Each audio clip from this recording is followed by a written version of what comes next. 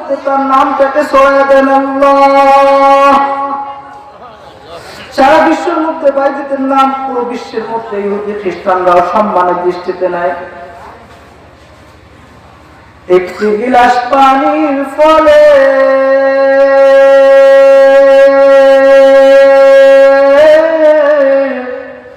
বাইজিদকে কোলে তুলে হাত তুলে মা বলে বাইজিদকে ওলি বানাও, হাত তুলে মা বলে বাইজিদকে ওলি বানাও, মায়ের দোয়া লও হে মুমিন মায়ের দোয়া লও। বাচ্চা কাচ্চারা, পর্দার অন্তরালে অবস্থিত আমার সম্মানিত শ্রদ্ধেয়া মা ও বোনেরা, সকলকেই জানাই আমার অন্তরস্থল থেকে আন্তরিক মোবারকবাদ। সর্বপ্রথম যে রব্বুল আলামিন অত্যন্ত মায়া মহব্বত করে, ভালোবেসে, স্নেহ করে, আদর করে, যত্ন করে, সহব করে, সুস্থ রেখে, সবল রেখে আল্লাহর জমিনে আল্লাহর দ্বীনে কথাবার্তা আলোচনা শোনার বসার তৌফিকটুকু দান করেছেন। এই জন্য হৃদয়ের গভীর থেকে সবটুকু ভালোবাসা উজাড় করে কালিমাতুশ শুকর ও সুজুদ আদায় করি, সমস্বরে আওয়াজ করে আলহামদুলিল্লাহ। লক্ষ কোটি দুরূদ ও সালাম বর্ষিত হোক সাইয়্যিদুল কাওনাইন খাতামান নবিয়্যিন ওয়াল মুরসালিন শফিউল মুজরিমিন দো জাহানের বাদশা হযরত রাসূল আকরাম সাল্লাল্লাহু আলাইহি ওয়াসাল্লামের প্রতি। সম্মানিত মুহতারিম, আজকে আমরা উপস্থিত হয়েছি, এলান হয়েছে, প্রচার হয়েছে, আজকের বাইতুল আকসা জামে মসজিদে বার্ষিক ওয়াজ মাহফিলে এসেছি। মুহতারাম হাজিরিন, এই যে রাত্রে আমরা উপস্থিত হয়েছি, এই রাত্রে কত মানুষ সারা রাত গুনাহ করবে, সারা রাত নাফরমানি করবে আল্লাহ, জানা অজানা সগীরা কাবিরা কত গুনাহ না করবে। আল্লাহ রাব্বুল আলামিন আমাদেরকে সেই পাপাচার নাফরমান থেকে বাছাই করে, ছাঁটাই করে, অত্যন্ত মহব্বত করে আজকের রজনী আল্লাহ আমাদের জন্য এই দিনের জন্য কবুল করছেন। এই রাত্রিটা কিয়ামতের ময়দানে আমার নাজাতের জন্য ওসিলা হবে কিনা বলেন? আজকের এই রাতের জন্য, এই রাতটা শুধু আল্লাহর জন্য ব্যয় করতে পারবো না আমরা? আলহামদুলিল্লাহ। মুহতারাম সম্মানিত হাজিরিন, আমাদের প্রধান বক্তা প্রায় আমাদের কাছাকাছি চলে আসছে। ওনার সাথে কালকে যোগাযোগ, কালকে 3:30টার সময় মাহফিল শেষ করছে, তো একটু ঘুমায় পরে রওনা দিছে সেই সিলেট থেকে, যোগাযোগ চলতেছে, চলে আসছে ইনশাল্লাহ। উনি আসা পর্যন্ত 2-4টা কথা চেষ্টা করবো আপনাদের খেদমতে পেশ করার জন্য। মুরব্বীদের কাছে পরামর্শ, মুরব্বীদের জন্য আমার ওয়াজ না, আলেম উলামাদের জন্য আমার ওয়াজ না। আলেম উলামা, মুরব্বী, জান্নাওয়ালা, তাদের সাথে পরামর্শ। তো সেই পরামর্শ সাপেক্ষে কয়েকটা কথা যদি আল্লাহ তৌফিক দেন আপনাদের খেদমতে পেশ করবো ইনশাআল্লাহ। মুহতারাম হাজিরিন, শুরুতে কয়েকটা ভূমিকা না বললেই নয়, মূল কথা বোঝার জন্য ভূমিকাটা খুবই জরুরি। সেটা হলো আপনার আলোচনা শুনতে হবে, আলোচনা শুনে বুঝতে হবে, বুঝার পরে আমল করতে হবে। আপনি শুনছেন আর আমল করবেন, সম্ভব না। এটা আগে বুঝতে হবে কোন আমল করতে হবে। আমার আমলের তো শেষ নাই, কোন আমল করতে হবে আগে বুঝতে হবে। না বুঝলে অনেক সমস্যা। ছোট্ট একটা ঘটনা বলি। এক এলাকায় আগে তো অনেক জায়গায় গান বাজনা হতো, আলহামদুলিল্লাহ এখন আল্লাহ প্রত্যেকের ঘরে ঘরে দিনকে সহজভাবে পৌঁছায় দিয়েছেন। অনেক জায়গায় যেখানে গান হইতো এখন সেখানে মাহফিল হয়। অনেক জায়গা আছে এরকম নর্তকী নিয়ে এসে নাচ করা হইতো, নাচ করা হইতো, নাচের আড্ডা করা হইতেছে, সেখানে এখন মাহফিল হইতেছে। এরকম আগে এক গানের আসরের মধ্যে দাওয়াত দিছে গান বলার জন্য। হিন্দুদের মজলিস, হিন্দুরা আসছে, সবাই চলে আসছে। এখন যে মূল নেতা এর যার সাথীগণ ছিল, ওদেরকে সবসময় ঠকাইতো। যখন বিলি হইতো, বন্টন হইতো, সবসময় কম দিত ওদেরকে। ওই পরিপ্রেক্ষিতে এক মজলিসের মধ্যে গান গাইতেছে, যে লিডার সে গান গাইতেছে, সে বলতেছে, লঙ্কা যে জয় করিল তার নাম যেন কি, এক আনা দুই আনা ভাগ আমরা জানি কি, আজ হইতে বাদ হইবে সমান সমান, লঙ্কা জয় করিল বীর হনুমান। এটা হলো গান হয়েছে, গান। এখন এই মজলিসের মধ্যে যারা আছে শ্রোতা, ওরা মনে করছে কি এটা মনে একটা গান, কিন্তু এটা কি জানেন? ব্যাখ্যা দিয়ে একটু বুঝাই দেবো। ব্যাখ্যা হলো যে লিডার, নেতা, ওই নেতা এখন মাঝখানে যে গানের মূল অংশ এটা ভুলে গেছে। সেই মূল অংশটা হলো লঙ্কা যে জয় করিল তার নাম যেন কি, সাথীদেরকে বলতেছে, আরে লঙ্কা যে জয় করছে তার নামটা কি ভুলে গেছে, পারে না। আর সাথীরা তো চালাক, ওরা কইতেছে এক আনা ছয় আনা ভাগ আমরা জানি কি, ওই তুমি আমাদেরকে এক আনা ভাগ দাও আর তুমি ছয় আনা ভাগ নাও, আমরা জানি না। আর লিডার তো খাইছে ধরে, আমি তো বলতেই হবে না সমস্যা। কারণ একটা আসরের মধ্যে যদি মূল নায়কের কথাই না বলে, তাহলে আসরটা পুরো বরবাদ হয়ে যাবে না। পরে লিডার বলতেছে এখন তো ধরা খাইছে, বলতেই হবে, ওই আজ হইতে বাদ হইবে সমান সমান, লঙ্কা জয় করিল বীর হনুমান। ওই আজ হইতে ভাগ হইবে সমান সমান, আর তোদেরকে সহায়তা দেবো না, আমি সহায়তা দেবো না, তোদেরকে একানা দেবো না, সমান সমান ভাগ হবে। এরপরে বলতেছে লঙ্কা জয় করিল বীর হনুমান। শ্রোতা যারা এরা শুনে তো বাবা গান একটা গাইছে আজকে, সে লাগছে, কিন্তু কম একটু এটা গান নাকি ধরা খাওয়ার পরে কিভাবে বাঁচতে এই ফিকির করছে। এটার কারণ হলো ওই শ্রোতাদের মনোযোগ নাই, শ্রোতাদের মনের মধ্যে যে আমল করবে, শ্রোতাদের আগে বুঝবে কি বলছে বক্তা, কোন বিষয়ে আজকে আলোচনা করছে। আমলের তো বহু পন্থা আছে, বক্তা সব কোন পন্থায় বলছে, এই মনোযোগটা নাই, যার কারণে শ্রোতা মনে করে আজকে বক্তা খাইছে, দিছে মায়ের একটা, সেরকম একটা মায়ের দিছে বক্তা। তো এই জন্য মোহতারাম হাজিরিন, আলোচনা বুঝতে হবে, ভালো করে বুঝবেন, শুনবেন, এরপর আমল করবেন। হইতে পারে আল্লাহ রাব্বুল আলামিন আজকের এই আমলের ওসিলায়, আজকের এই বয়ানের ওসিলায় আপনিও নাজাত পাইতে পারেন, আমিও নাজাত পাইতে পারি। আমরা তো আমলের বিনিময়ে আখিরাতে জান্নাত হাসিল করতে পারবো না। যদি আল্লাহ কোন একটা আমল পছন্দ করে আমাকে মাফ করে, আমাদেরকে মাফ করেন, তাহলে সম্ভব। তা আমি কোরআন কারীমের থেকে একটা আয়াত তেলাওয়াত করেছি, সূরা লোকমানের 16 নম্বর আয়াত, এবং রাসূলের লক্ষ লক্ষ হাদিস থেকে ছোট্ট একটা হাদিস তেলাওয়াত করেছি। আল্লাহ চাহে তো এই বিষয়ে সংক্ষিপ্ত আলোচনা করব। মুহতারাম হাজিরিন, রব্বুল আলামিন সূরা লোকমানের মধ্যে যে আয়াতের মধ্যে যে কথা বলছেন, একটু ভালো করে বুঝবেন। দুনিয়ার বুকে হক দুই প্রকার। কয় প্রকার? দুই প্রকার হক।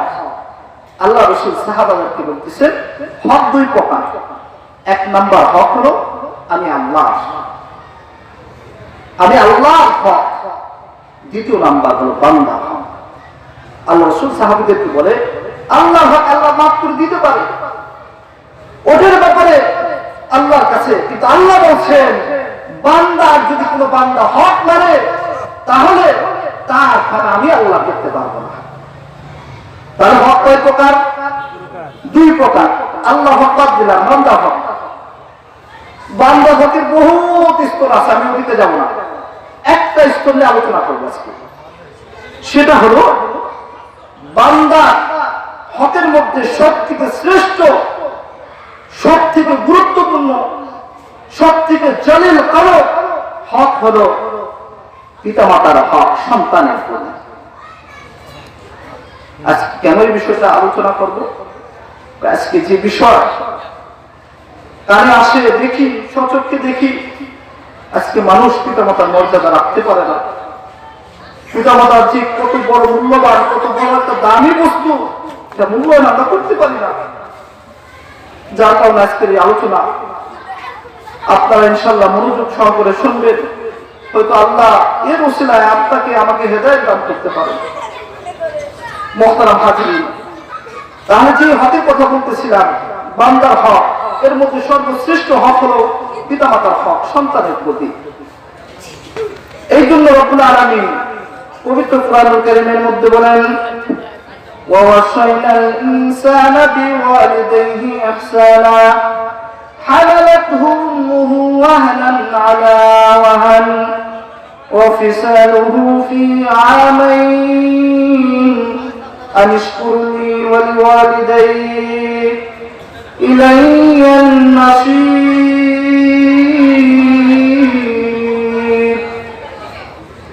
রব্বুল আলামিন বলেন, حملته أمه وهنا على وهن। দুনিয়ার বুকে হে সন্তান, একটু ভালো করে বুঝে নাও। আল্লাহ রাব্বুল আলামিন ওসিয়ত করে বলেন, ওয়াসাইনাল ইনসানা বিওয়ালিদাইহি ইহসানা। হে সন্তান, একটু ভালো করে বুঝে নাও। রব্বুল আলামিন সন্তানদেরকে ওসিয়ত করে বলেন, হে সন্তান, দুনিয়ার মধ্যে সৎ ব্যবহার, ভালো ব্যবহার কার সাথে করবা? বিওয়ালিদাইহি, পিতামাতার সাথে। পিতামাতার সহিত সব থেকে ভালো ব্যবহার করতে হবে। আমরা রসুলকে কেউ দেখছি? হ্যাঁ, রসুলকে কেউ আমরা দেখি নাই, না দেখে রসুলের উপর ঈমান আনছি। কিন্তু একটা মাসালা শুনে নেন, পিতামাতা যদি অসুস্থ থাকে তাহলে রসুলের সাথে সাক্ষাৎ করা জরুরি নয়। আমার রসুল বলেন পিতামাতার খিদমত করুন। সুবহানাল্লাহ। মা বাবা এমন একটা সন্তানের জন্য সম্পদ। আল্লাহ রাব্বুল আলামিন কোরআনুল কারীমের মধ্যে বলেন, হামালাতুহু উম্মুহু ওয়াহনান আলা ওয়াহন। আরে এই মা সেই মা, যেই মা তোমাকে 10 মাস 10 দিন পেটে ধারণ করেছে, গর্ভধারণ করেছে। এই মা, একটু চিন্তা করো, তুমি যখন বাচ্চা ছিলে, ছোট ছিল, একটু জেহেনের মধ্যে ঢুকাই নাও, তখন তুমি নিজে নিজে কোনো কিছুর ক্ষমতা ছিল না, সে নিজে নিজে কিছু করবে ক্ষমতা ছিল না। মা যখন গর্ভধারণ করে 10 মাস 10টা দিন, যখন একটু বাবু বড় হয়, 5-6 মাস হয়, তখন বাচ্চা পেটের মধ্যে থেকে বিশাল কিল, ঘুষি, লাঠি মার পেটে মারতে থাকে। রাত্রে ঘুম ভেঙে গেলে মার স্বামী বলে, স্ত্রী, কারণটা কি এত রাত্রে তোমার ঘুম ভেঙে গেল? কারণটা কি? চোখের কোনা দিয়ে পানি পড়ে মা কথা বলে না, চুপচাপ। স্বামীকে বুঝতে দেয় না যে সন্তান পেটের মধ্যে লাথি মারছে। এত কষ্ট করে মা গর্ভধারণ করে সন্তানকে। সকালবেলা যখন মা ঘুম থেকে উঠে সকালবেলা বাড়ির কাজ শুরু করে দেয়, সন্ধ্যাবেলা 2-4টা মুঠো খেতে দেয়, খাওয়ার পরে আবার দেয় একটা লাথি। আর মুখমা খাবার গলাতে নামে না, ওই পর্যন্ত শেষ, আর নামতেছে না। এরপরে আর মা খেতে পারে না, সারাটা রাত এভাবে কাটায়। মা এমন একটা সম্পদ, সন্তান ভালো করে বুঝে নাও, মা কত বড় একটা সম্পদ। এরকম একটা দিন নয়, এরকম 10টা মাস 10 দিন তোমাকে পেটে ধারণ করে লালন পালন করছে। আল্লাহু আকবার। একটা দিন নয়, 2টা দিন নয়, 10টা মাস 10টা দিন মা তোমাকে গর্ভধারণ করে এইভাবে কষ্ট স্বীকার করছে।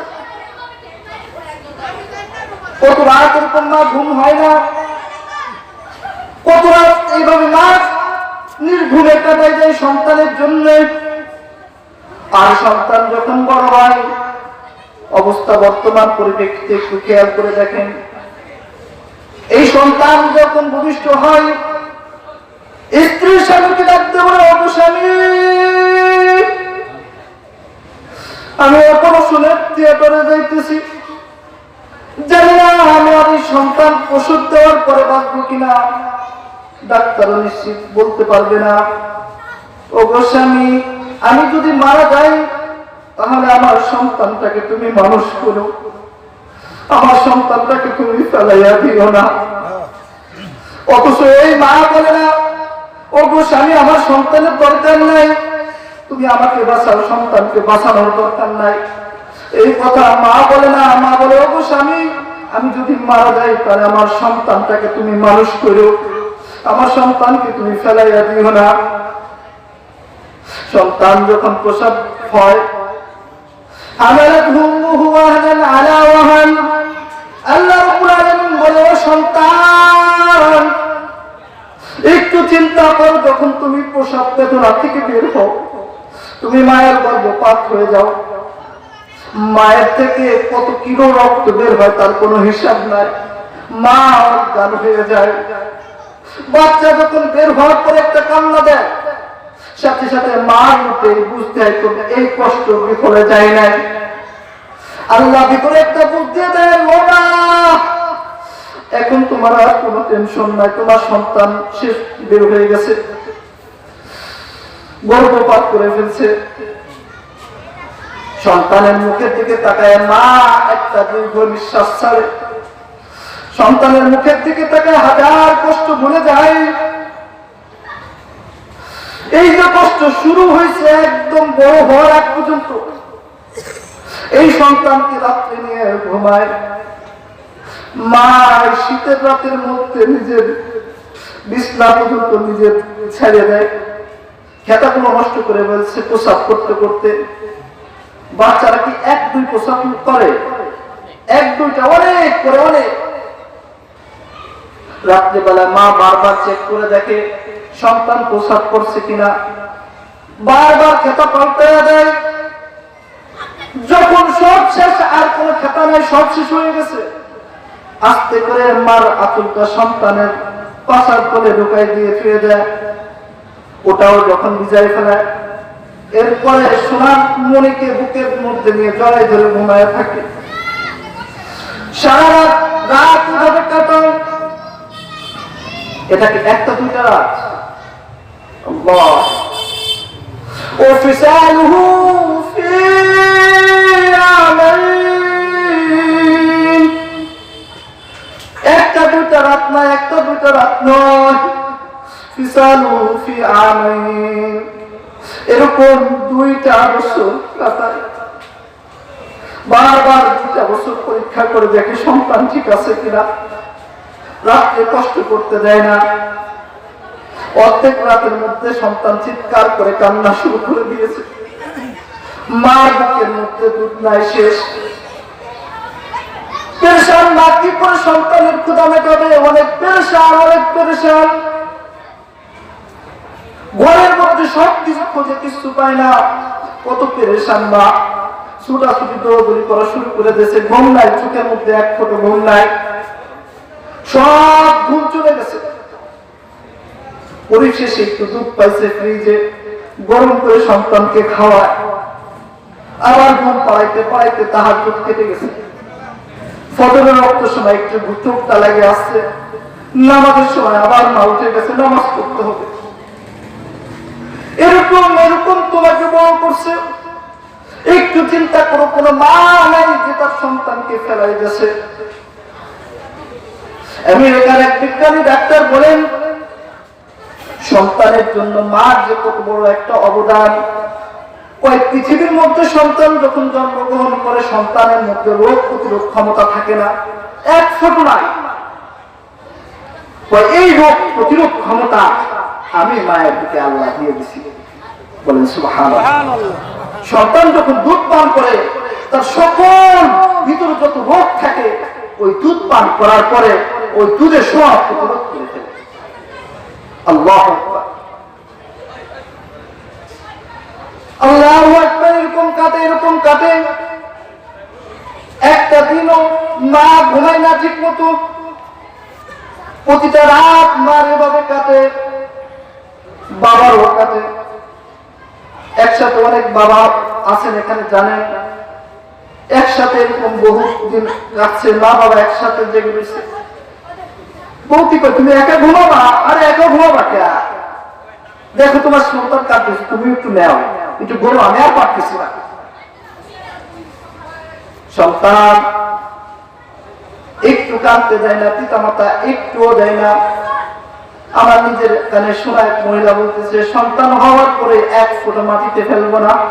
বলেন না সুবহানাল্লাহ। মায়ের চিঠি দরদ, মায়ের চিঠি ভালোবাসা আল্লাহ বিশেষ একটা রহমত দিয়ে দিয়েছে। ভাই ভাইকে ভালোবাসে, স্বার্থ আছে, বোন ভাইকে ভালোবাসে, স্বার্থ আছে, কিন্তু একজনের ভালোবাসার মধ্যে কোনো স্বার্থ নাই, সেটা হলো মায়ের ভালোবাসা। আর আজকে সেই মাকে আমি একদম পুরো ডাস্টবিনে ফেলে রাখছি। ঢাকা শহরে বহু জায়গা বৃদ্ধাশ্রম বানাইছে। আফসোস, এরাও কোনো না কোনো সন্তানের মা। কত ঘটনা কানে আসে। এক মুরব্বী আমার কাছে যায়, বলতেছে, হুজুর একটু খাস করে দোয়া করবেন, আমার সন্তান ইতালি আছে। আমি বললাম, কি অসুস্থ? করোনা আক্রান্ত হয়েছে? না হুজুর। তো কি অবস্থা? কয় হুজুর সন্তান ভালো আছে, ভালো চাকরি করে, আমি টাকা পয়সা দেয়নি ঠিক মতো। কয় হুজুর আর ওই কথা বলেন না, টাকা পাঠাইতে পারে না। আমি চাকরি করে টাকা পাঠায় না, কারণটা কি? ওই টাকা পাঠায় বোর অ্যাকাউন্টে। চিৎকার করে বলেন, এরকম আছে না? আল্লাহ, ওই বাপ বুকটা ফেটে কথাগুলো বের হইতেছে, মনে হচ্ছে ভিতর থেকে, কলিজার থেকে কথাগুলো বের হইতেছে। বাপ চোখের পানি টল করে পড়বে এমন অবস্থায় কথাগুলো বলতেছে। আমি বললাম, চাচা তাহলে দোয়া চাইতেছেন কেন? ভাই বাবা, তুমি তো আমার সন্তানের বয়স, কলিজার ভিতর মানে না, আমার বুকের ধ্বনি, সন্তানটাকে অনেক আদর করে বড় করেছি। হুজুর বিদেশে যাওয়ার পর ভালো ছিল, কিন্তু কিছুদিন পর বাড়ি এসে বিয়ে করার পর আবার চলে গেছে। এরপর থেকেই পরিবর্তন। সন্তান একটু চিন্তা করে দেখো, সেই সন্তানকে বলতেছি, একটু চিন্তা করো। তুমি যখন বাচ্চা ছিলে, তোমার পিছে সমস্ত পিতা মাতার মেহনত তোমার পিছে গেছে। পিতা সঞ্চয় করছে তোমার জন্য, টাকা পয়সা যা কিছু ছিল সব তোমার জন্য করছে। আর সেই পিতা মাতাকে তুমি আজকে দেখো না, তোমার আজকে একটু জোটে না এই পিতা মাতাকে কিছু দেওয়া। ভালো করে বুঝবেন আমার মুখতারের মাহাজিরিন, একটু ভালো করে লক্ষ্য করুন। রব্বুল আলামিন পবিত্র কুরআনুল কারীমের মধ্যে বলেন, وَقَضَى رَبُّكَ أَلَّا تَعْبُدُوا إِلَّا إِيَّاهُ وَبِالْوَالِدَيْنِ إِحْسَانًا। রব্বুল আলামিন বলেন, দুনিয়ার বুকে যে সমস্ত মানুষকে আমি সৃষ্টি করেছি, মানুষকে সর্বপ্রথম পর্যায়ে আইন করে দিয়েছি, ফরজ করে দিয়েছি, সে আমি ছাড়া আর কারো আমল করতে পারবে না। আমি আল্লাহর আমল ছাড়া আর কারো আমল করা তার জন্য ফরজ না। এরপরে এই আয়াতের শেষে বলতেছেন, ওয়াবিল ওয়ালিদাইনি ইহসানা। এই আয়াতের শেষে বলতেছে, দুনিয়ার বুকে আরেকটা কাজ আমি মানুষকে দিয়ে দিয়েছি, ওয়াবিল ওয়ালিদাইনি ইহসানা। সে তার পিতা মাতার সাথে সৎ ব্যবহার করবে, ভালো আচরণ করবে। আর আজকে আমার ধারা কি হইতেছে, আহা, ওই মা, আরে মা ডাক্তার মধ্যেই মধুর, মা ডাক্তার কত মধুর, একটু চিন্তা করে দেখেন। এই মা শব্দের মধ্যে আছে অনেক কিছু। মাতে মসজিদ, মাতে মাদ্রাসা, মাতে মারকাজ, মাতে মুহাম্মদ, মাতে মুক্তা, মাতে মদিনা, মাতে যে কোনো মাসলা বলেন আপনি, মাতে মা চলে আসবে।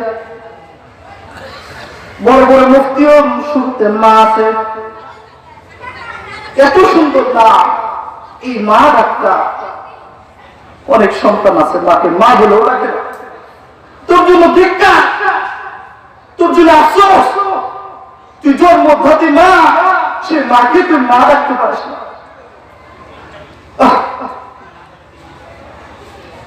সন্তান কবে বুঝবে এই মর্ম, এই ব্যথা? ঢাকার থেকে সন্তান বাড়িতে যায়, 10টা মিনিট পর পর মা ফোন দেয়, বাবা কোথায় আসে? বারবার 10টা মিনিট পর ফোন দেয়, বাবা কোথায় আসে? বলে মা তুমি সারা রাত্রি করে দিবা। মা ডাকতে বলে বাবা ঢাকার থেকে আসছিস, মনের মধ্যে একটা ভয়, না জানি কোনো দুর্ঘটনা ঘটে। ও চোখের মনি, তোকে ছাড়া তো আমার একটা দিনও কাটে নাই। আজকে কতদিন তুই ঢাকা যায় বউ বাচ্চা নিয়ে থাকিস, আমার খোঁজ নিস না। হঠাৎ করে ঈদের ছুটি আসতেছি, ও বাজা তোর সাথে কথা বলতেও ভালো লাগে, রাগ করিস না। এই দুঃখিনী মা, যে দুঃখিনী মা আমার জন্য কি না করছে। আল্লাহু আকবার।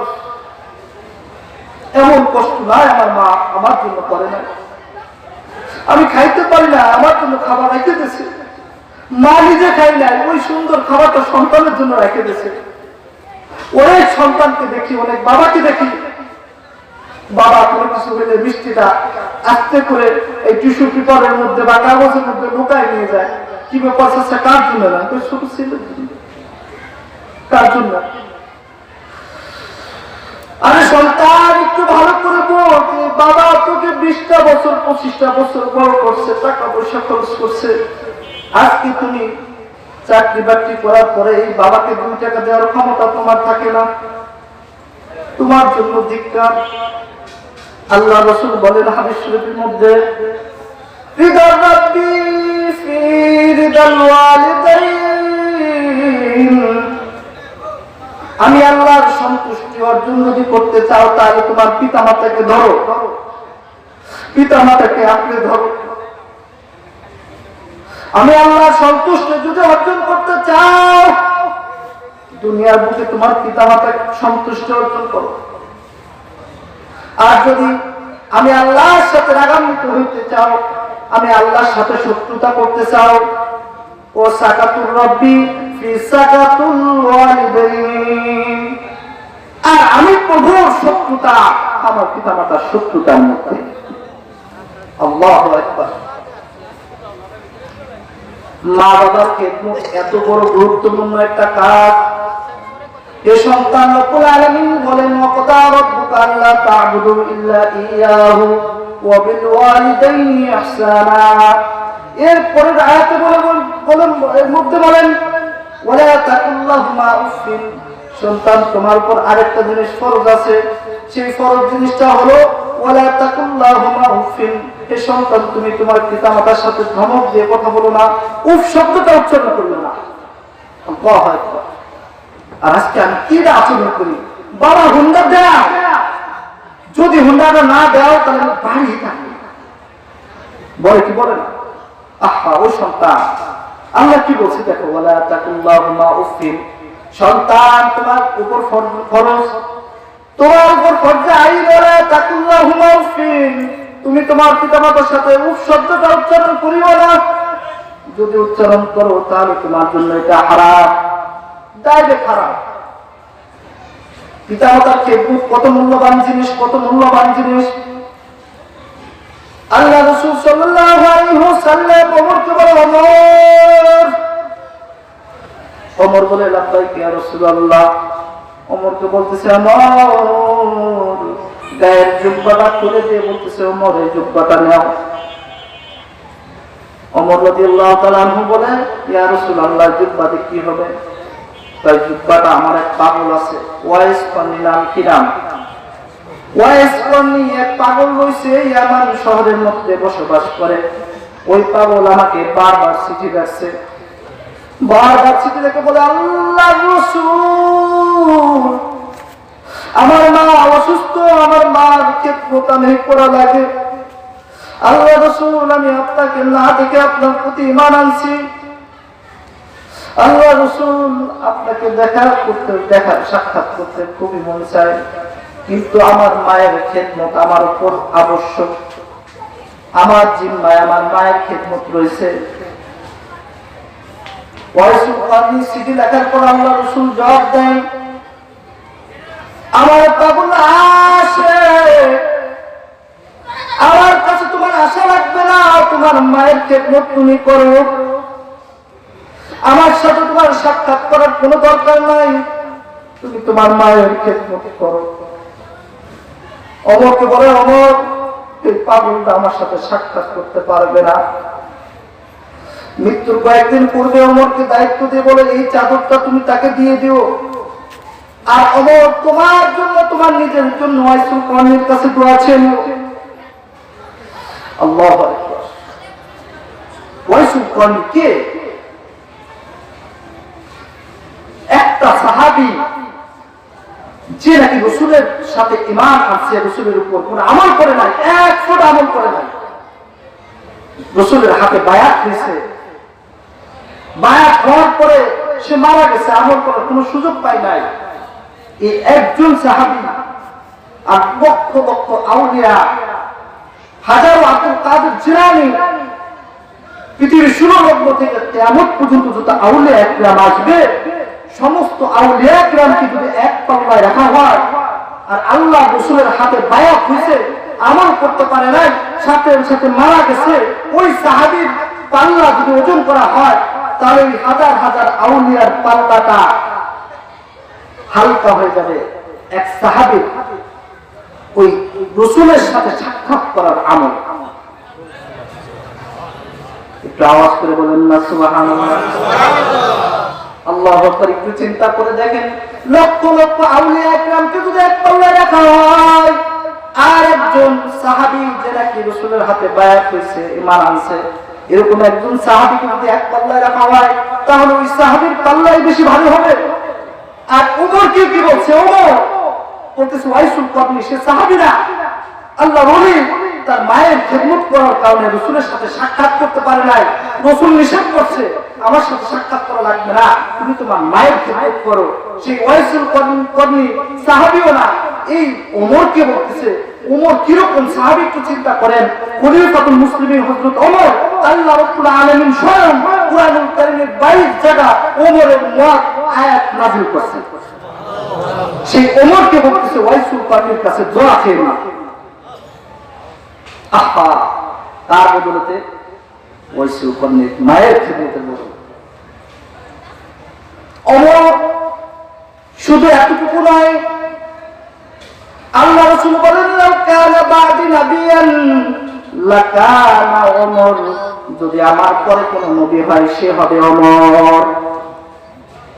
কত বড় সাহাবী ওমর! আহা, আম্মা জান হযরত আয়েশা আল্লাহ রাসূলকে বলেন, ইয়া রাসূলুল্লাহ, আকাশের দিকে অনেক নক্ষত্র দেখা যায়, অনেক তারা দেখা যায়, ইয়া রাসূলুল্লাহ, আপনার কোন সাহাবীর আমল এই তারার থেকে বেশি আসেনি? আল্লাহ রাসূল বলেন, আছে, একজন সাহাবীর আছে। আয়েশা তো অনেক খুশি, আমার বাবার নাম করে। আয়েশা বাবাকে একটু আওয়াজ করে বলেন, কে?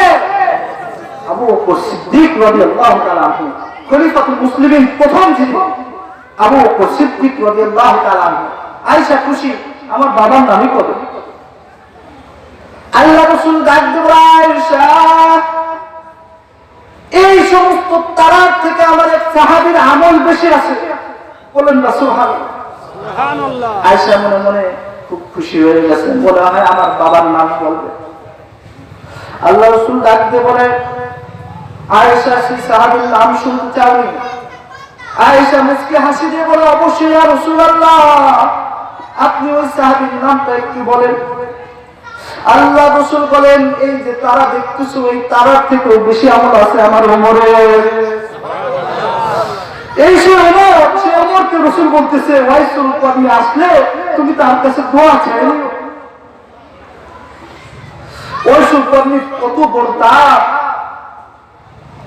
যে ওমরকে কথা বলে, ওমরকে আল্লাহ এত পছন্দ করছে, এত পছন্দ করছে, ওমর মনে মনে ভাবছে জবানে রাসূলের কাছে বলছে, আল্লাহ সাথে সাথে বাইরের জায়গায় আয়াত নাযিল করে ফেলছে। আল্লাহু আকবার। মক্কা মদিনায় যে স্বপ্ন দেখো ওমর রাদিয়াল্লাহু তাআলা জানি ফেলতো।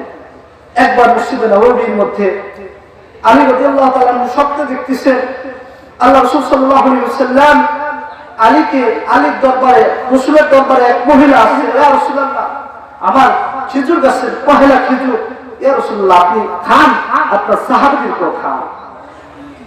আলীকে আল্লাহ রাসূল একটা খেজুর দিয়েছেন, না তুমি খাও এটা। আলী রাদিয়াল্লাহু তাআলা খেজুরটা গালে দিয়ে খাইতেছেন। এটা স্বপ্ন দেখতেছেন আলী। কি দেখতেছেন? স্বপ্ন দেখতেছেন। আলী রাদিয়াল্লাহু তাআলা স্বপ্ন দেখেন আল্লাহ রাসূল এরকম খাওয়াইতেছেন খেজুর। আলীকে একটা খেজুর দেওয়ার পরে আলী রাদিয়াল্লাহু তাআলা মুখের মধ্যে খাইতেছেন, চাবাইতেছেন। প্রতিমধ্যে মদিনা নববী মসজিদের আওয়াজ, আজানের আওয়াজ কানের ভিতরে আলী চলে গেছে। সাথে সাথে ঘুম ভেঙে গেছে। ঘুম ভাঙার পরে আলী দেখে জিহ্বার মধ্যে খেজুরে আঠি লেগে রয়েছে। বলুন সুবহানাল্লাহ। আল্লাহু আকবার। আলী রাদিয়াল্লাহু তাআলা খেজুরের আঠিটা দেখে বলেন, আল্লাহ রাসূল যে খেজুরটা দিয়েছে ওই খেজুরের আঠি আমার গালে এখনো রয়েছে। খেজুরটা আস্তে করে পকেটে নিয়ে চলে গেছেন। আযান হয়েছে, নামাজে যাব। মসজিদে নববীর মধ্যে যায় দাঁড়াইছে। নামাজ হযরত ওমর পড়াইতেছেন। নামাজ শেষ করার পর এক মহিলা উপস্থিত। খলিফাতুল মুসলিমিন ওমর আসেনি? হ্যাঁ আছে। এক সাহাবীকে দিয়ে এক মুঠো নিয়ে গেছে, যাও ওমরকে দিয়ে বলো আমার গাছের পহেলা খেজুর তিনিও যেন খান, তোমার সাথী বর্গদের প্রতিও খাওয়া। ওমর রাদিয়াল্লাহু তাআলা বন্টন করতেছেন খেজুরগুলো। আলী রাদিয়াল্লাহু তাআলা হুকে একটা খেজুর দিয়ে বলে, আলী তুমি এটা খাও। আলী রাদিয়াল্লাহু তাআলা বলতেছে, ওমর তুমি একটা খেজুর দিয়েছো কেন, আমাকে আরেকটা খেজুর দাও। আল্লাহু আকবার, আল্লাহু আকবার। ওমর কত বড় সাহাবী একটু চিন্তা করে দেখেন। ওমর চিৎকার করে বলে, আলী রাত্রিবেলা আল্লাহর রাসূল তোমাকে একটা খেজুর দিয়েছে, সকালবেলা আমি কি করে তোমাকে দুইটা খেজুর দেই? আল্লাহু আকবার। চিন্তা করে একটু, রাত্রিবেলা রাসূল তোমাকে একটা খেজুর দিয়েছে, আমিও তোমাকে এখন দুইটা খেজুর দেই কিভাবে? তাহলে চিন্তা করে ওমরের কত মেধা আল্লাহ রাব্বুল আলামিন দিয়ে দিয়েছে। মদিনার মধ্যে যত মানুষ স্বপ্ন দেখতো সব ওমরের কানে চলে গেছে। আর সে ওমরকে বলতেছে, ওমর আমার শহর থেকে একটা পাগল আমার সাক্ষাতে আসবে, আমি যদি না থাকি তুমি তার কাছে যাই তোমার নিজের জন্য দোয়া চেয়ে নিও। ওমর ওয়াইসুল কারনীর দোয়া আল্লাহ কবুল করে নেবে। চিন্তা করে দেখেন কোন সাহাবী কোন কথা বলছে। ওয়াইসুল কারনী কোন সাহাবী না, আল্লাহর ওলি, কিন্তু পিতামাতার খেদমত করার কারণে কোথায় চলে গেছে। আল্লাহু আকবার। এই ওয়াইসুল কারনী যে নাকি মায়ের খেদমত করছে, অনাবরত মায়ের খেদমত করছে, মায়ের খেদমত করার কারণে রাসূলের সাথে সাক্ষাৎ পর্যন্ত করতে পারে নাই। রাসূল বলেছে আমার সাথে সাক্ষাৎ করার কোনো দরকার নাই, তুমি তোমার মায়ের খেদমত করো, তাহলে তুমি কামিয়াবি না। যা একটু চিন্তা করে দেখেন, মা বাবা কত বড় মূল্যবান জিনিস। ও সন্তান একটু চিন্তা করে দেখো, একটু চিন্তা করো। তুমি যখন 2 বছর হয়েছো, তুমি কিছু পারো না, কিছু বোঝো না, কিছু জানো না, কারাই করতে পারো না, রোজগার করতে পারো না, কিছু করতে পারো না। মা ঠিক মতো তোমাকে খাওয়ায়। বাবা তোমার ভবিষ্যতে চিন্তা করে, আমার সন্তানের ভবিষ্যৎ আছে, মা তোমার জন্য পেরেশান। সন্তানের একটু ঠান্ডা লাগছে, মা পেরেশান। সন্তানের একটু জ্বর হয়েছে, মা পেরেশান। ক্ষুধা লাগছে, মা পেরেশান। অসুস্থ হয়েছে, মা পেরেশান। প্রত্যেকটা ক্ষেত্রে মা পেরেশান। আর আজকে তুমি মাকে দেখো না, ওই মা ওদের কান্দে চোখের পানি ফেলায় সন্তান আজকে দীর্ঘ কয়েক বছর হল যোগাযোগ করে না, কথা বলে না। এমন বহু ঘটনা আছে। বিদেশেতে সন্তান যদি থাকে, যদি কোনো বিপদে পড়ে যায়, তাহলে সর্বপ্রথম জানে কে? আহা, মায়ের কলবের মধ্যে এমন মহব্বত আল্লাহ সৃষ্টি করছেন, এমন মহব্বত সৃষ্টি করে দিয়েছেন, যেই দুঃখিনী মা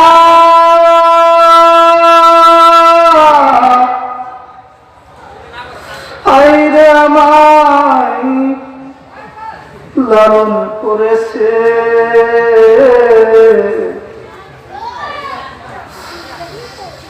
আল্লাহ এই মা আমার জন্য কত চেষ্টাই করছে, কত ফিকির করছে। এই জন্য রব্বুল আলামিন সূরা বনী ইসরাঈলের 23-24 নং আয়াতের মধ্যে বলে দিচ্ছেন, সন্তান একটু সাবধান, একটু সাবধানতা অবলম্বন করো। ওই কি সাবধান? ওয়ালা তাকুল্লাহুমা উফিন, মার সাথে উফ শব্দটা উচ্চারণ করিও না। ও সন্তান, মার সাথে উফ শব্দটা উচ্চারণ করিও না। মা এমন একটা হৃদয়, মার এমন একটা মন, যদি মা সন্তানের প্রতি একটু অখুশি হয়ে একটা বদদুয়া দিয়ে ফেলে। আমরা সবাই জানি জুরাইজের ঘটনা, অনেক বড় এক বুজুর্গ ছিল, অনেক বড় এক বিশ্বাস ছিল। মা ডাকছে, জুরাইজ ঘরের মধ্যে আসেনি। জুরাইজ আল্লাহ তাসবিহ যাপন করতেছে। জুরাইজ চিন্তা করতেছে, মায়ের ডাকে সাড়া দেব নাকি আমি এই ধ্যান মগ্ন থাকবো। মা ডাক্তার জুরাইজ ঘরের মধ্যে আসলে আবার কয়েকবার ডাক দেওয়ার পরে জুরাইজ বলে, না, আমার এই মগ্নতা ভাঙা যাবে না। মা মনে দুঃখে বলে, ওরে জুরাইজ, আল্লাহ যেন তোকে তোর মৃত্যু দেয় বেশ্যা মহিলার চেহারা দেখে। মা মনের দিকে চলে গেছে। কয়েকদিন পর বাদশার দরবারে উপস্থিত বিচারে এক মহিলা বাদশাকে বলতেছে, বাদশা, এই যে সন্তান, এই সন্তান জুরাইজ ওই আশ্রমবাসী, সে এই সন্তানের পিতা, সে আমাকে নষ্ট করছে। বাদশা তো কেঁপে গেছে, আরে এরকম একটা পিসা, এরকম একজন পিসাকে কাজটা করতে পারবো, নষ্ট করে পাঠাইছে, যাও যাই আশ্রমটা গুড় গুড় করে মানে ভেঙে চুরমার করে ফেলো, আর করে কলারটা ধরে নিয়ে আসো। বাদশা লস্কর যায়, আশ্রমটা চুরমার করে ফেলছে। যায় জুরাইজের দুই হাত এভাবে বেঁধে বলতেছে, যাও এবার বাদশার দরবারে যাও। বাদশার দরবারে যাওয়ার পরে বলতেছে, বাদশা ঘটনাটা কি, এভাবে আনার কারণটা কি? বাদশা বলতেছে, আপনি নাকি এই সন্তানের পিতা? জুরাইজ বলে, এই সন্তান বাচ্চা, তোমার জবান আল্লাহ খুলে দিন, আওয়াজ চলে আসছে। বলতেছেন, আমার পিতা হলো ওই যে সেই রাখাল, আবি ওয়ারাই, আমার পিতা হলো রাখাল। এরপরে বাদশা তো পুরো আশ্চর্য, বলতেছে, জুরাইজ, তোমার আমি আশ্রমটা আমি স্বর্ণ ধারাকে রূপান্তরিত করে দেব। জুরাইজ মুস্কি এসে বলে, বাদশা, আমার স্বর্ণের দরকার নাই, আগে যে অবস্থা ছিল ওই অবস্থায় ফেরায় দেন। বাদশা বলতেছে, তো তুমি মুস্কি হাসো কেন? বাদশা, মুস্কি আসার কারণ হলো আমার মা আমাকে ডাকছিল, আমি মায়ের ডাকে সাড়াতেই নেই, আমার মা আমাকে বদদোয়া করছে, ওই বদদোয়ার তাসির আমার উপর লেগে গেছে। মা এমন একটা সম্পদ, একটু কষ্ট দিয়ে দেখেন শেষ, বরবাদ। বাইজিদ বুস্তামের কথা কে জানি শুনছি, আহা, ছোট্ট শিশু বাইজিদ, এমন কেউ নাই যে শুনে নাই। কেমন রাত পর্যন্ত এই বাইজিদের নাম ইহুদি, খ্রিস্টান, বেধর্মী, বৌদ্ধ, খ্রিস্টান সবাই সম্মানের দৃষ্টিতে তার নাম এখনো তার নাম সম্মানের দৃষ্টিতে নেয়। মা বলতেছে, বাইজিদ, অনেক খ্রিস্টান, গলাটা শুকায় গেছে, ঘুমটা অর্ধেক রাত্রে ভেঙে গেছে, একটু পানি খাওয়াইতে পারবা কিনা? বাইজিদ ঘরের মধ্যে থেকে কোনো জায়গা পানি নাই, দৌড়ে চলে গেছে পাহাড়ের মধ্যে ঝর্ণা থেকে পানি নিয়ে আসতে। পানি নিয়ে এসে দেখে ভাই মা ঘুমায় গেছে। বাইজিদ পানির গ্লাসটা নিয়ে দাঁড়ায় আছে, মা কখন পানি খাবে, আবার যদি না দিতে পারি দাঁড়াই আছে এই অবস্থায়। মায়ের ঘুম ভেঙে গেছে, বাইজিদকে দেখে বলে বাইজিদ তুমি এখনো এখানে দাঁড়ায়? বলছে আম্মা আপনি ঘুমাই গেছিলেন, কি করবো, দাঁড়িয়ে আছে। মা পানিটা পান করে বাইজিদকে ঘুম পড়ায় যায় নামাজের উপর বসে গেছে, দোয়া করতেছেন আল্লাহ আমার এই বাইজিদকে আপনি আরিফুল আলামিন সারা বিশ্বের মধ্যে তার নামটাকে ছড়িয়ে দেন আল্লাহ। সারা বিশ্বের মধ্যে বাইজিদের নাম পুরো বিশ্বের মধ্যে ইহুদি খ্রিস্টানরাও সম্মানের দৃষ্টিতে নেয়। একটি গিলাস পানির ফলে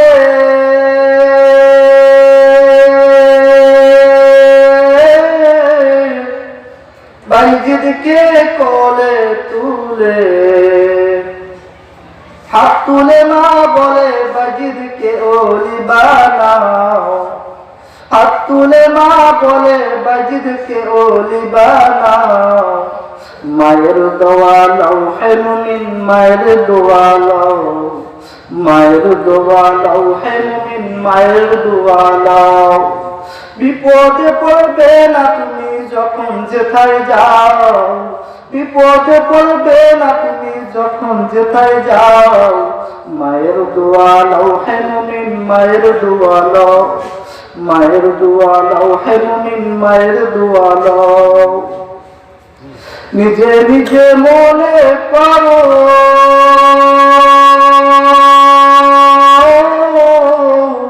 টাকায় আমি হইলাম বড়, নিজে নিজে মনে করো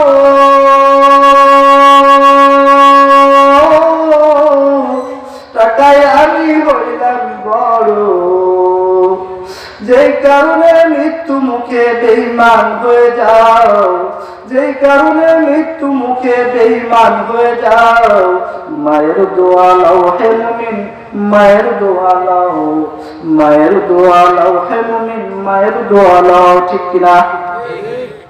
আরেকটু আওয়াজ দিয়ে বলেন। মনে হয় জেনে গেছে না? আল্লাহ, এই মা ছাড়া কোনো গতি নাই। ও সন্তান তুমি কামিয়াবি হয়েছে ব্যবসা, দেখো তোমার পিছনে মায়ের দোয়া আছে। তুমি ব্যবসায় সফলতা হয়েছে, তোমার পিছনে মায়ের দোয়া আছে। ভালো চাকরি করো, মায়ের দোয়া আছে। ভালো আলেম হয়েছে, মায়ের দোয়া আছে। তুমি নিজে নিজে কিছু হতে পারো না, সম্ভব না এটা। আল্লাহ, আর আজকে সেই পাখি বাবা মিরপুরের ঘটনা, আমি পড়াশোনা করছি, ওইখানে একটা ছোট্ট একটা ঘটনা। কাঁচামালের ব্যবসা করে লক্ষ লক্ষ টাকা কামাই করছে, অনেক বড় ব্যবসা ছিল। বাড়ি হলো বগুড়া, বগুড়া না খুলনা বাড়ি। এরপরে বাড়ি চলে গেছে, বৃদ্ধ হয়ে গেছে, আর কাজ করতে পারে না। একটা ঘর দিয়েছে, একতলা বিল্ডিং, আগের ঘর একটা টিনের ঘর ভাঙাচোরা। বাবা তুমি টিনের ঘরের মধ্যে জায়গা দিছে। বলতে রাত্রেবেলা বলতেছে, ও স্বামী তোমার বাপ এই টিনের ঘরটাও দখল করে দিচ্ছে। এই কথাটা শোনার পরে বাবার হৃদয় কলিজা আর স্থির থাকবে। আল্লাহ, ওই রাতের মধ্যে ডাক দেয়, বাবা একটু এদিকে আসো। বাবা সন্তানকে ডাক দেয়, বাবা একটু এদিকে আসো। তোমার বউ যা করছে শুনছি, তোমরা ভালোভাবে থাকো, আমি চলে গেলাম। সন্তান তো সন্তানই, এখন সন্তান যার অবস্থা, যে অবস্থা, আল্লাহ বউর কোথায় উঠে আর বসে। বাস্তব কথা, মুরব্বীরা ভালো প্রমাণ পাইবেন।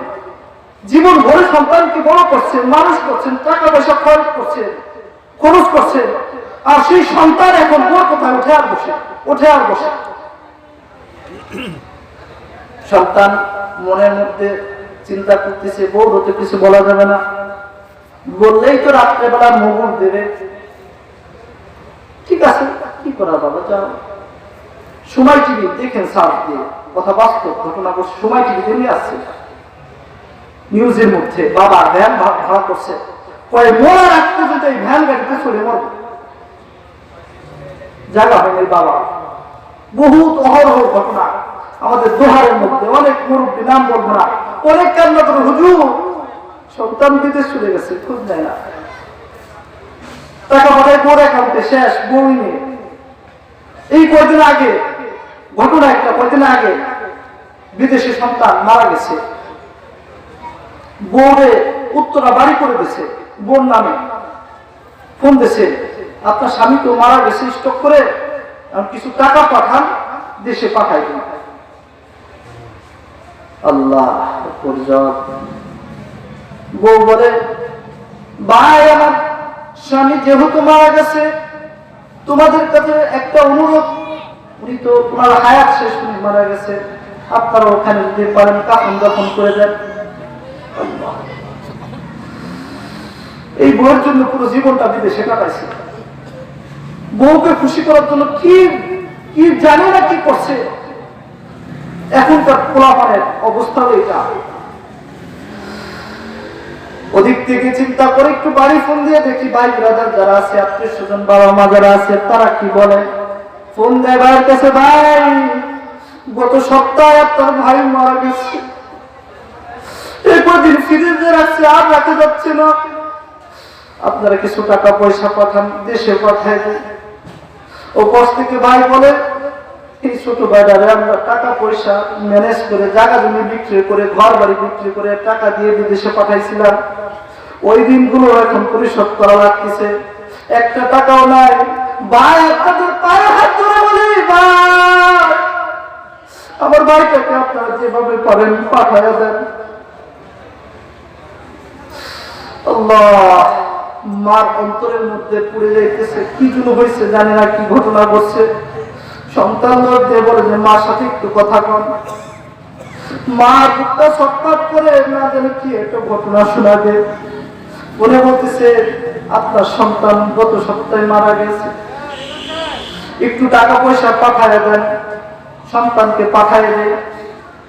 মা একটা চিৎকার দিয়ে বলে, এই ঘটনা আপনি এক সপ্তাহ পর জানাইতেছেন, এই একটা সপ্তাহ আমি একটা রাত ঘুমাইতে পারি না, একটা রাত আমার চোখের মধ্যে পাতাটা ঘুমের মধ্যে আশ্রিত হয় নাই, বুকটা ছটফট করছে, কখন আমার মালিকের কিছু বলো কিনা।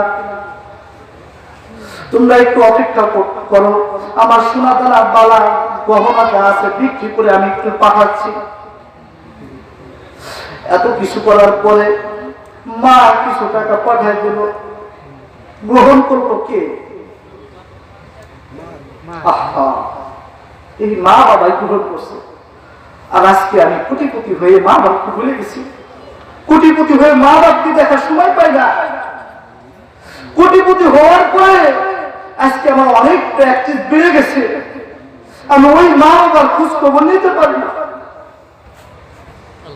আল্লাহ, মা বাবার কত সম্মান, কত সম্মান আল্লাহ দিয়েছে, একটু চিন্তা করে দেখেন। হযরত আবু হুরায়রা রাদিয়াল্লাহু তাআলা আনহু গভীর রাতে যে দরজা টক টক করে মা দরজা খোলো। মা বলে, আবু হুরায়রা এত রাত কোথায় ছিলে? কই আমি রাসূলের দরবারে ছিলাম, একটা হাদিস শিখেছি। তার মা ছিল মুশরিকা। ওই রাসূল তো পাগল, তুই ওর দরবার যাস কেন?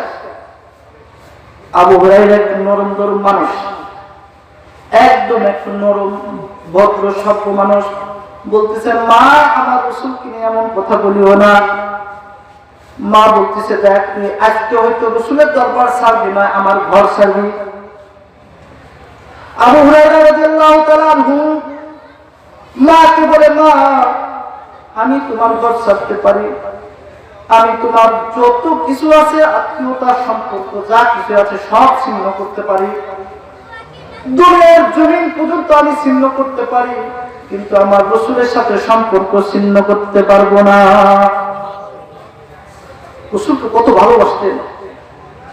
এরপরে মা আবু হুরায়রা দূরে খুব মারছে, ডাক দেশে আশপাশ থেকে চাচা যারা আছে তোমরা আসো, ওরা একটু মারো, আচ্ছা কার পাগলের দরবার গেছে পাইছে, ওরা একটু মারে, একটু সোজা করো। আবু হুরায়রা কঠিন মারতেছে, অনেক মারতেছে। লম্বা ঘটনা, অত লম্বা বলবো না, সংক্ষিপ্ত বলতেছি। আবু হুরায়রা দীর্ঘ মারের পরে ঘরের থেকে এক ফোঁটা পানিও খান নাই, আল্লাহ রাসূলের দরবারে চলে গেছেন। যায় রাসূলকে বলতেছেন, ইয়া রাসূলুল্লাহ, ইয়া হাবিবাল্লাহ, আমার মা আজকে আমাকে অনেক মারধর করেছে, শুধু মা মারে নাই, আমার চাচাও মারছে। আপনার হাতে বায়াত হয়েছি, আপনার কালিমা পাঠ করেছি, যার কারণে মা আমাকে অনেক মারা মারছে। আল্লাহর রাসূল চিৎকার করে বললেন, তোমার এত সাহস কি করে হলো, তুমি মায়ের বিচার আমার কাছে নিয়ে আসছো? আমি আল্লাহর রাসূল হতে পারি, কিন্তু তোমার মায়ের বিচার আমার করার ক্ষমতা নাই। তোমার মা মুশরিকা হইতে পারে, তোমার মায়ের বিচার আমি করতে পারবো না। আবু হুরায়রা বলে, আল্লাহর রাসূল, আমি আপনার কাছে আমার মায়ের জন্য বিচার দিতেছিলাম। আল্লাহর রাসূল, আমি আপনার কাছে এসেছি, আপনি তো মুস্তাজাবুদ দাওয়া, আপনার তো দোয়া করলে আল্লাহ সাথে সাথে দোয়া কবুল করে নেন। আবু হুরায়রা, আপনি আমার মায়ের জন্য একটু হাত উঠান। আবু হুরায়রা রাসূলকে বলে, একটু হাত উঠান আমার মায়ের জন্য, আমার মাকে যেন আল্লাহ হেদায়েত দান করে। আল্লাহর রাসূল চিন্তা করতেছে, আবু হুরায়রা যে আবেগ, যে ভালোবাসা দিয়ে বলতেছে, এত মার খাওয়ার পর আবু হুরায়রা রাসূলের কাছে বিচার দেয় নাই। বলতেছে, আল্লাহর রাসূল একটু হাত উঠান, আপনারা হাত আল্লাহ ফিরাই দেবেন না, আপনি একটু হাত উঠান আল্লাহর কাছে, বলেন আমার মায়ের জন্য হেদায়েত। আল্লাহর রাসূল হাত উঠাইছে, আল্লাহুম্মা হাদি আবু হুরায়রা, হে আল্লাহ তুমি আবু হুরায়রার মাকে হেদায়েত দান করো। আবু হুরায়রা ছিটকে দৌড়তেছে ওই মজলিস থেকে, দৌড়াচ্ছে। সাহাবায়ে কেরাম বলে, আবু হুরায়রা তো কখনো এরকম দৌড় দেয় না, সে তো অনেক ভদ্র সভ্য মানুষ, সে তো নিচের দিকে হেঁটে হেঁটে যায়, হঠাৎ করে আজকে কেন আবু হুরায়রা দৌড় দিল? পিছ থেকে জুব্বা টেনে ধরছে, আবু হুরায়রা তুমি দৌড়াচ্ছ কেন? আবু হুরায়রা বলে, সাহাবীরা আমাকে ছেড়ে দাও, আমাকে আর আটকায় ধরে রাখো না, আমাকে আর ধরে রাখো না, আমি আমার বাড়িতে তাড়াতাড়ি যাব, দেখবো আমি আল্লাহর নবীর দোয়া আগে পৌঁছাইছে না, আমি আবু হুরায়রা আগে পৌঁছাইছি। এই আবু হুরায়রা বাড়িতে গেছে, বাড়িতে যাওয়ার পর দরজা টক টক করতেছে। মা ও পাশ থেকে গলার আওয়াজটা একটু নিচু হয়েছে, একটু মধুর হয়েছে। মা বলে, আবু হুরায়রা একটু দাঁড়াও, একটু ওয়েট করো, আমি সবেমাত্র গোসল করলাম, কাপড় পরিবর্তন করতেছি, একটু দাঁড়াও। আবু হুরায়রা মনে মনে চিন্তা করে, কখনই তো আমার বাসার দরজা বন্ধ হয় নাই, আজকে ভিতর থেকে লাগানো হয়েছে, অবশ্য মনে হয় রাসূলের দোয়াটা কাজে লেগে গেছে, রাসূলের এই দোয়াটা আমার মার কলিজার মধ্যে ঢুকে গেছে। দরজাটা খুলে আবু হুরায়রাকে বলে, আবু হুরায়রা, তোমাকে মারার পরে ভিতরে একটা ব্যথা অনুভব হয়েছে, সন্তানকে আমি কেন মারলাম, কোন কারণে আমি সন্তানকে মারলাম? আবু হুরায়রা, আমার ভিতরে একটা কান্না অনুভব হয়েছে, ভিতরের মধ্যে একটা ব্যথা অনুভব হওয়ার পর আমি গোসল করতে চলে গেলাম। মনে মনে ভাবলাম, আমার আবু হুরায়রা কোনো অন্যায় কাজ করতে পারে না, ছোটবেলা থেকে আমার আবু হুরায়রা অনেক সভ্য ভদ্র নম্র, অনেক বুঝমান আমার আবু হুরায়রা, ওই আমার আবু হুরায়রা কোনো অন্যায় করতে পারে না। ও আবু হুরায়রা, তুমি তোমার রাসূলের দরবারে আমাকে নিয়ে যাও, তোমার রাসূলের দরবারে আমি যাই, কালিমা পড়ব, আশহাদু আন্না মুহাম্মাদার রাসূলুল্লাহ, মুসলমান হয়ে গেছে। মা বলে যা, মা হয়ে এরকম একটা জাতি না, এই মা কিনা করছে আমার জন্য একটু চিন্তা করে। আজকে সন্তান কি করে, একটু টাকা পয়সা হয়েছে আর নিজের মাকামকে অনেক এরকম অনেক আমার সচক্ষে দেখার কানে শোনা আমার সন্তান মাকে মারছে। আল্লাহ রাসূল এক হাদিস রাস্তা দিয়ে যাইতেছেন, কবরে আযাব, আল্লাহ রাসূল কবরে আযাব দেখতেছেন, ডাক দিয়ে বলে এটা কার কবর? বলতেছে অমুক ব্যক্তির কবর। ওই অমুক ব্যক্তি তো খুব ভালো লোক ছিল, কিন্তু তার কবর তো আযাব হওয়ার ঘটনা না, কারণ না। তখন তার বংশের লোককে ডাকতেছে, উঠতে মাজার নিচে গুনাহ, জাহান্নামের আগুন মাজার নিচে পড়তেছে। সবাইকে ডাক দেওয়ার পরে বলতেছে ও তো এরকম খারাপ কাজ করে নাই। মা চোখের পুরাই একটু পানি টলটল করে ডাক দিয়ে বলে, ইয়া রাসূলুল্লাহ, আমার সন্তান জীবিত থাকা অবস্থায় না বুঝে না করে ওর একটা ঠ্যাং দিয়ে আমাকে একটু লাথি মারছিল। আল্লাহ রাসূল বুঝতে পারছে আযাবের কারণ নাকি। মার কাছে বলতেছে আপনি তার জন্য দোয়া করেন, ক্ষমা করেন, না হলে সম্ভব না, তার এই আযাব কিয়ামত আগ পর্যন্ত জারি হয়ে চলতে থাকবে। আরেক সাহাবী কঠিন মৃত্যুর মুখে উপস্থিত, এত কষ্ট রাসূল বর্ণনা করে বলেন এরকম কষ্ট জীবনে কাউকে দেখি নাই। জানার পরে দেখে তার মা তার প্রতি কষ্ট। মাকে ডাক দিয়েছে, আপনার সন্তান অনেক আযাবের মধ্যে আছে, কষ্টের মধ্যে আছে। মা বলে ওই সন্তানকে আমি মাফ করবো না, ওই জীবিত থাকা অবস্থায় আমাকে অনেক কষ্ট দিয়েছে, এই সন্তানকে আমি মাফ করবো না।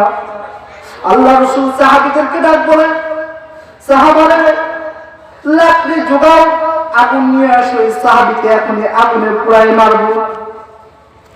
মায়ের বুকটা ফেটে যায়, ও রাসূল, ইয়া রাসূলুল্লাহ, ইয়া হাবিবাল্লাহ, আপনার কাছে ক্ষমা চাই, আমার সন্তানকে আগুনে পোড়ায়েন না।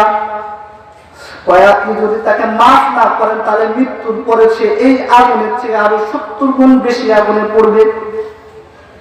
মা বলে আমি মাফ করে দিলাম, আমার সন্তানকে মাফ করে দিলাম। ইয়া রাসূলুল্লাহ, আপনি তার জন্য দোয়া করেন, ইয়া রাসূলুল্লাহ, আপনি তার জন্য দোয়া করেন, আমার সন্তানের জন্য ভালোভাবে মৃত্যু হয়ে যায়। সাথে সাথে আজরাইল আলাইহিস সালাম এসে তার জানটা কবজ করে নিয়ে চলে গেছে। ও সন্তান, একটু চিন্তা করে দেখো, তোমার জন্য তোমার মা বাবা কত কষ্ট করছে। আল্লাহ রাব্বুল আলামিন বলে, ওয়ালা তানহারহুমা ওয়া কুল লাহুমা কাওলান কারীমা।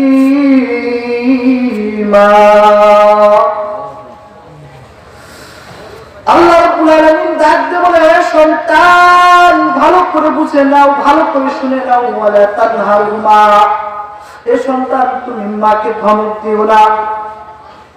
আছে না সন্তানরা মাকে ধমক দেয়, আছে না? ও তো সন্তান মাকে ধমক দেয়, কত কিছু কয়, মারে বহুত আছে। আমি যখন ছোট্ট অল্প বুঝি স্কুলে পড়াশোনা করছি, স্কুলে যাইতাম, অন্যায় করে দিতেছে, আল্লাহকে সাক্ষী, এক সন্তান তার মাকে মারত আমাদের এলাকায়। এরপর ওই সন্তানটা, মা এখনো বেঁচে আছে, ওই মা এখনো আছে, সন্তানটা বিদেশে গেছে, বলছে বিদেশে যায় এখনো বেঁচে আছে সন্তান। কিন্তু সন্তান এখন কি পরিস্থিতি আছে, এত লাঞ্ছিত হয়েছে যে ওই দেশের একটা কারাগার আছে, যে কারাগারের পরিণতি অনেক খারাপ, কি যে খারাপ অবস্থা। ওই দেশ থেকে আমার ফেসবুকের মধ্যে অ্যাড আছে, ওরা বললো ওই কঠিন খারাপ অবস্থার মধ্যে দিন পার করতেছে, সে কয়েদি হিসেবে দিন পার করতেছে, বাস্তব প্রমাণ। আর তুমি আজকে কি করতেছো? তুমি নিজেকে মনে করো যে তুমি অনেক বড় কিছু হয়ে গেছে, তুমি নিজেকে ভালো চিন্তা করো আমি অনেক বড় কিছু হয়ে গেছে। অথচ দেখো আজকে সন্তান মায়ের বুকে কষ্ট দেওয়ার কারণে আজকে সন্তানের পরিণতি কি হয়েছে। এই জন্য রব্বুল আলামিন বলেন, ওয়ালা তানহারহুমা ওয়া কুল লাহুমা কাওলান কারীমা। তাসলিমা। আল্লাহু আকবার। আল্লাহ বলে, হে সন্তান, মাকে ধমক দিও না, ওই মাকে ধমক দিও না। ওই মা তোমার জন্য কি না করছে, কত কষ্ট না করছে, ওই মাকে তুমি আর ধমক দিও না। ওয়াকুল্লাহুমা কাওলান কারীমা, তুমি মার সাথে ভালো আচরণ করো। আই কাওলান সাদীদ, নরম ভাষায়, সাহাব নরম ভাষায় কথা বলো, সম্মানী ভাষায় কথা বলো। আহা, ওয়াহফিজ লাহুমা জানাহাজ যুল্লি মিনার রাহমা, আর তোমার বিনয়ের ডানাটা বিছায় দাও। মা বাবার পায়ের নিচে তোমার বিনয়ের ডানাটা বিছায় দাও। ওয়াহফিজ লাহুমা জানাহাজ যুল্লি মিনার রাহমা, রহমতের ডানাটা তুমি মা বাবার পায়ের নিচে বিছায় দাও। ওয়াকুর রাব্বিরহামহুমা কামা রাব্বায়ানি সগীরা, আর মার জন্য বেশি বেশি বলো, মার জন্য বেশি বেশি বলো। ওয়াকুর রাব্বিরহামহুমা কামা রাব্বায়ানি সগীরা, আয় আমার রব, ওয়াকুর রাব্বিরহামহুমা কামা রাব্বায়ানি সগীরা। আয় আল্লাহ, আমরা যেরকম ছোটবেলায় আমার মা আমাকে লালন পালন করছে, আমার মা যেরকম আমার প্রস্রাব পরিষ্কার করে দিয়েছে, আমি পায়খানা করছি, আমার পায়খানা প্রস্রাব পরিষ্কার করে দিয়েছে। আর রব্বুল আলামিন, তোমার কাছে একটা আবদার, আল্লাহ তুমি আমার মাকে ওরকম লালন পালন করো, আমার মাকে তুমি বিন্দু পরিমাণ কষ্ট দিও না। আল্লাহ রাসূল হাদিস শরীফের মধ্যে বলেন, আল জান্নাতু তাহতা আকদামিল উম্মাহাত, পিতামাতার পায়ের নিচে হলো বেহেশত।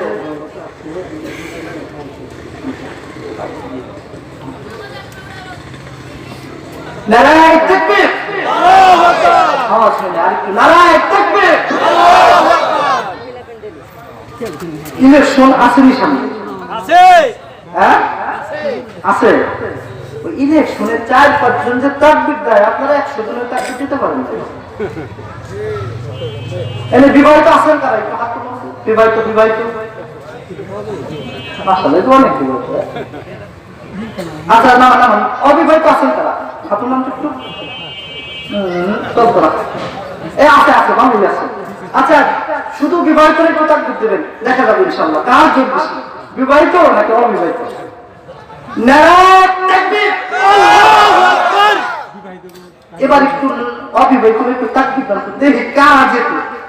নারায়ে তাকবীর, আল্লাহু আকবার। এটা কিন্তু বার্তা, এটা কিন্তু এবার ও ভাই দান তো দেখি, আল্লাহকে শোনাই দেন, আল্লাহকে শোনাই দেন। আল্লাহ, আপনার জমিনের মধ্যে এখন আপনার তাকবীর পাঠ করেন আছে, কিছু শোনাই দেন। আল্লাহু আকবার, মাশাআল্লাহ মাশাআল্লাহ, বুঝা গেছে।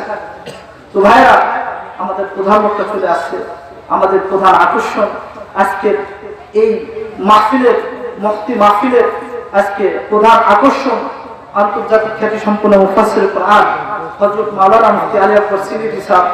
ওনার সামনে বিদেশে সফর আছে 1 সপ্তাহ, 11 তারিখ থেকে 19 তারিখ পর্যন্ত। এই যে আজকের যে ডেট, এই ডেটটা কিন্তু ওনার খালি নাই, এই ডেটটা অনেক কষ্ট করে আমাকে দিয়েছে, অনেক কষ্ট করে।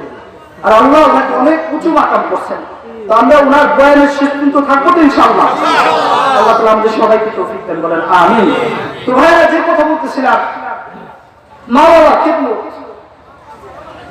এমন একটা জিনিস, মা বাবা খিদমত। যদি তুমি দুনিয়াতে কিছু হতে চাও, দুনিয়াতে একটু বড় হতে চাও, তাহলে এই মা বাবার খিদমত করো, নিরলস ভাবে একটু খিদমত করো, করে দেখো। তুমি কাজে করো, একটু করে দেখো,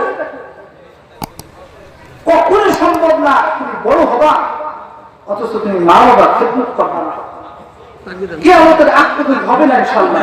নারায়ে তাকবীর, নারায়ে তাকবীর। প্রধান বক্তার আগমন, শুভেচ্ছা স্বাগতম। প্রধান বক্তার আগমন, শুভেচ্ছা স্বাগতম। প্রধান বক্তার আগমন, শুভেচ্ছা স্বাগতম। আলহামদুলিল্লাহ, যেহেতু হুজুর চলে আসছে, আমি আর আলোচনা দীর্ঘায়িত করব না। আল্লাহ তাআলা আমাদেরকে সকলকে মা বাবার খিদমত করে আমল করার তৌফিক দান করুন। ওয়া আখিরু দাওয়ানা আনিল হামদুলিল্লাহি রাব্বিল আলামিন।